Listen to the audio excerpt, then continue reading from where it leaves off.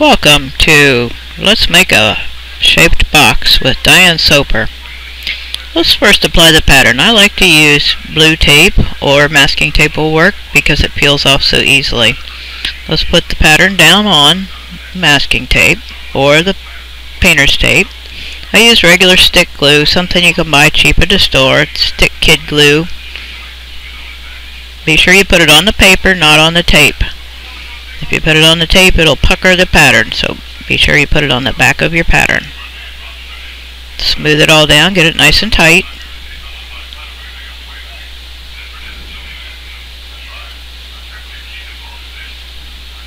Okay, drill your holes. Make sure you get them straight. Clear all the splinters off the back. That'll cause your board to possibly tilt or tip on your saw table and you'll get a crooked cut.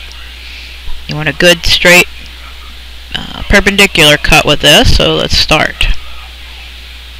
We're just going to follow our pattern and we're going to continue this. In the case of the hex box or octagon box, hearts and some of the other shapes that I sell, I have several choices as far as the size box you make.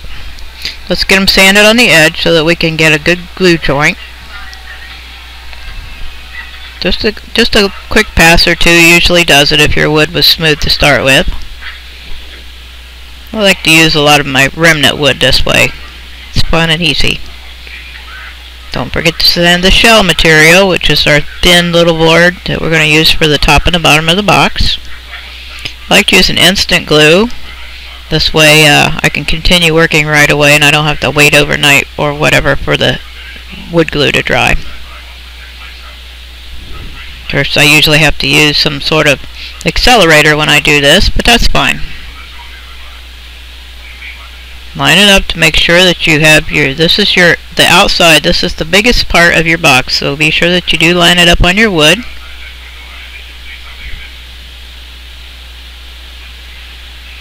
Now let's cut. Now you can use your saw blade as kind of a sander if you think of it that way, but you want to get really close to your original cut. This is the way we get away with only using one pattern piece.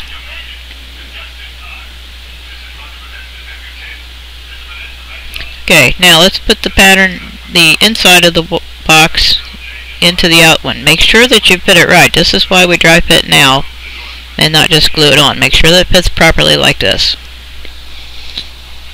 Once you get it fitted up, flip it over carefully. Line it up on your shell board. Hold it down, don't let it slip. I like to take a sharpened awl to trace around mine because if I miss the line for any reason a little bit, it's not going to show. Like a pencil line might show through the glue or some other way.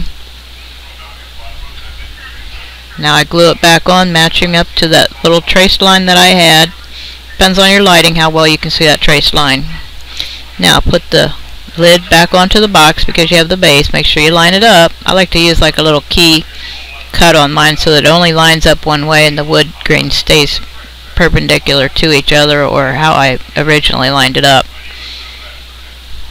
After all, remember once we get all this cut out, we may want to take it to a sander and clean it up yet more. And once our box is taken apart and put back together, if the lid and the bottom doesn't line up just right, the grain's going to be off or the sanding and the lid may not match up perfectly.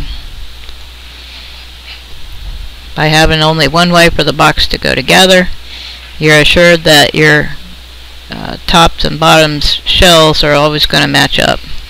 Thanks for watching. Enjoy making your sister-made shaped box. Be sure and see me at sistermaide.com.